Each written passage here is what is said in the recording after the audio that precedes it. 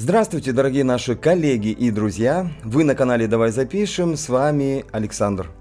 Сегодня вашему вниманию знакомство с универсальным динамическим микрофоном студийного качества Rode PodMic USB. Начинаем!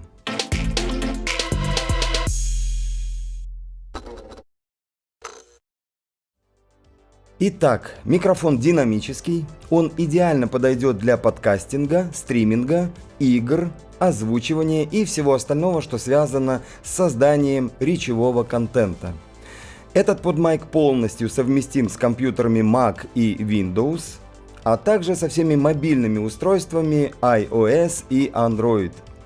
Помимо этого, благодаря имеющемуся здесь XLR подключению, его можно использовать и с микшерными пультами, и, разумеется, со звуковыми картами, само собой, помня о том, что он динамический, и ему может требоваться достаточно большое усиление.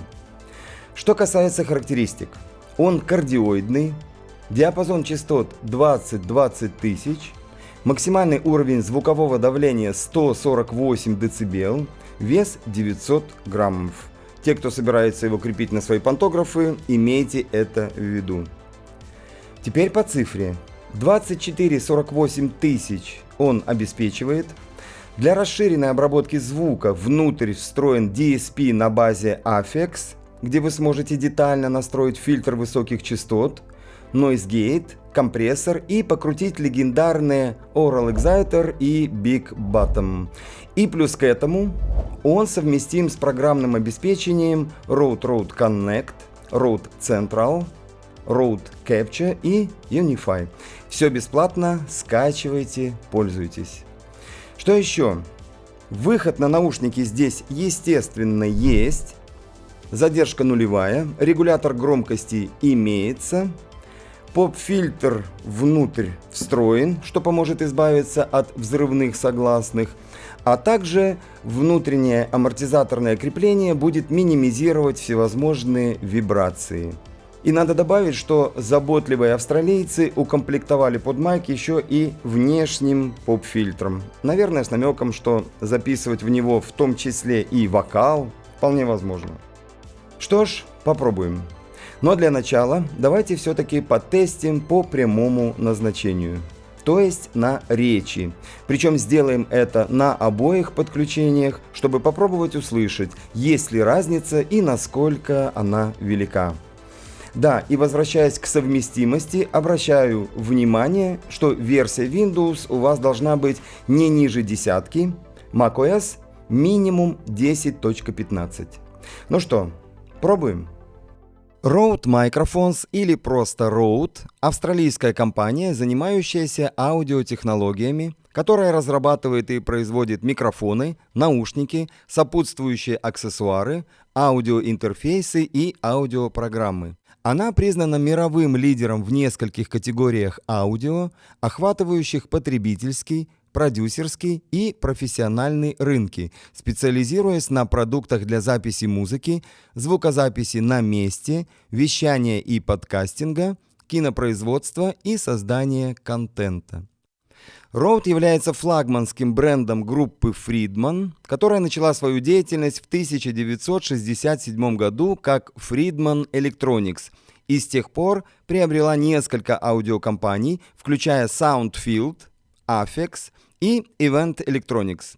Штаб-квартира компании находится в Сиднее, Австралия, а офисы расположены по всему миру, включая США и Китай.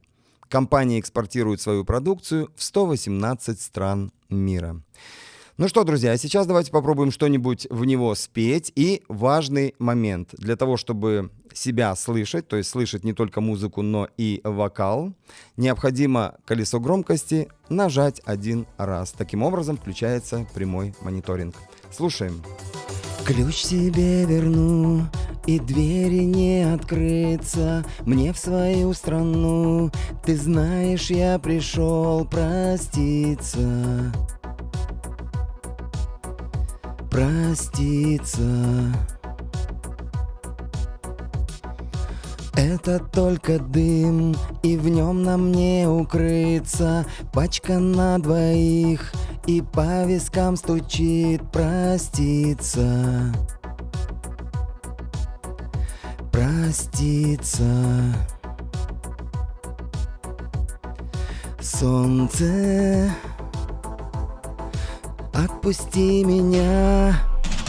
Ну ладно, пока мне в облака. Я знаю о том, что будет потом, после дождя.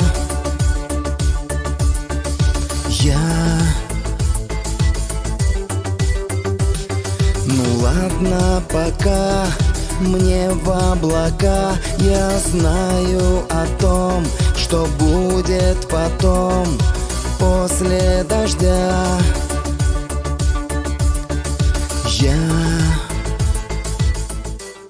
Ну что, друзья, давайте подводить итоги. Надо сказать, что игрушка получилась очень и очень неплохая.